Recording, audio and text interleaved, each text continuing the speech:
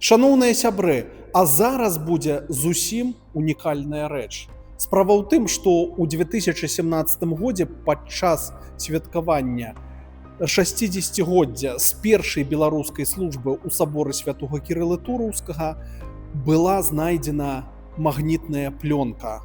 Гэта быў запіс, які рабіла ў 1957 годзе радыё «Свабода».